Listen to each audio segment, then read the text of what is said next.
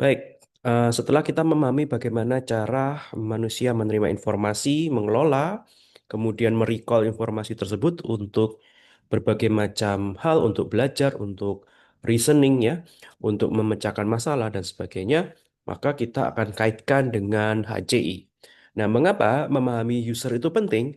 Karena ada satu bagian yang perlu kita tahu, yakni user segmentation. Oke, jadi kita perlu mengerti user kita ya ketika mengembangkan aplikasi atau software atau bentuk yang lain kita perlu mengenal user kita. Nah, user secara jumlah ya, secara populasi dapat didistribusikan seperti segitiga atau piramid user seperti ini. Ada power user, ada computer literate user, ada everyone else. Oke. Power user yang bagian paling atas yang jumlahnya tidak banyak itu ya. Jumlahnya di compare dengan yang lain itu lebih sedikit ya.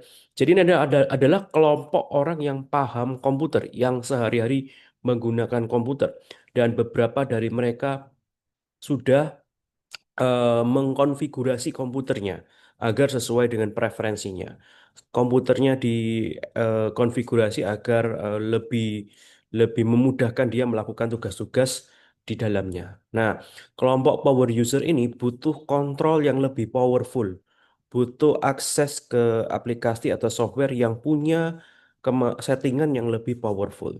Oke, kelompok ini juga pengen segala sesuatu bisa diotomatisasi dan mereka butuh yang namanya kecepatan. Artinya dengan menggunakan app atau software yang mereka pakai, mereka berharap app atau software itu bisa bantu mereka menyelesaikan tugas dengan cepat. Ya, ini adalah power user. Oke, kemudian secondary-nya yang populasi terbanyak kedua itu adalah yang computer literate. Ini adalah orang-orang yang pakai komputer sehari-hari, pakai HP sehari-hari, tapi cukup sampai taraf sekedar memahami.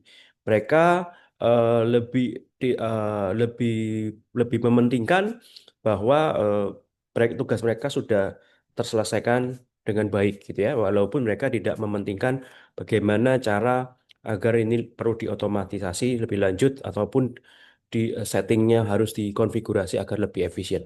Nah, ini kelompok-kelompok orang yang berada di bagian tengah dengan populasi kedua terbanyak.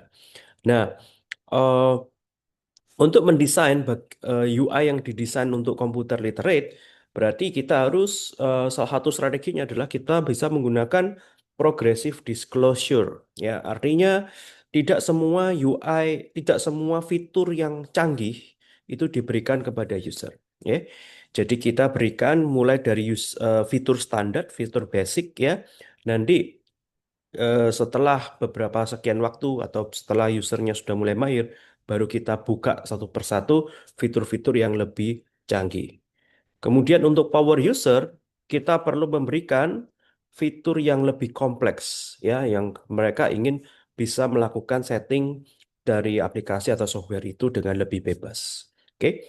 Kemudian bagian jenis user yang ketiga adalah everyone else. Nah, di sini untuk pengguna secara mayoritas yang sekali lagi tidak expert ya, tidak expert literate di eh, apa software atau hardware atau sesuatu yang berhubungan dengan komputer. Mereka hanya menggunakan teknologi itu untuk kehidupan sehari-hari, tidak benar-benar mau mencari lebih lanjut ya fitur-fitur canggihnya. Nah, pengguna seperti ini butuh waktu yang lebih lama, butuh ekstra motivasi untuk mempelajari sesuatu. Jadi, untuk mendesain bagi semua orang ini, everyone else ini, kita harus bisa membuat UI atau membuat aplikasinya senyaman, segampang mungkin. Oke, sehingga mereka mau pakai. Nah, seperti itu. Nah, sekarang bagaimana kita bisa mendesain aplikasi yang atau software yang bisa dipakai oleh semua orang, termasuk everyone else, computer literate, dan power user. Ya, caranya adalah kita selalu mentarget everyone else, Pak Ibu ya. Kita selalu mentarget everyone else, kita buat segampang mungkin, se-enjoy mungkin, yang tidak membutuhkan lama waktu untuk belajar. Namun, kita juga harus memberikan fitur-fitur yang memungkinkan power user untuk eh, membuat pekerjaan mereka lebih efisien. Ya, kita sediakan shortcut, kita sediakan quick access dan segala macam hal yang lain. Bagi power user yang ingin mendapatkan ekstra lebih dari aplikasi yang kita buat. Oke. Nah, itu dasar pemahaman kita tentang merancang aplikasi. Nah, ada dua hal di sini ya, features versus easy to use ya. Ada dua fokus, kemudahan penggunaan, kemudahan pakai lawan fitur ya. Jika fiturnya kompleks, maka aplikasi menjadi lebih tidak mudah dipakai ya, lebih kompleks ya, lebih rumit gitu ya. Semakin banyak fitur, maka aplikasi makin lebih rumit untuk dipakai ya. More features add more complexity. Oke. Keinginan user untuk mempelajari fitur-fitur yang kompleks itu adalah bagian dari user experience yang didapatkan pengguna, pengalaman user terhadap aplikasi tersebut. Oke, jadi em, ketika user ingin belajar fitur yang lebih advance, maka user ini harus punya kemauan, motivasi ya untuk mempelajarinya lebih dalam. Oke. Sehingga di sini memang perlu aplikasi yang kita buat atau software yang kita buat, kita segmenting, kita buat segmentasinya ya dengan berbagai macam strategi. Strategi yang paling gampang adalah kita target semua orang, namun kita berikan fitur-fitur yang memungkinkan komputer literate dan power user juga senang menggunakan software atau aplikasi kita. Oke, sebagai perbandingan, ini contoh sederhana Canva versus Photoshop ya. Dilihat dari complexity, features, adaptability, bracket, platform, dan sebagainya. Oke, bagi power user akan lebih memilih Photoshop. Kenapa? Karena dari segi features ya dan limitasi itu semuanya bisa dilakukan di Photoshop.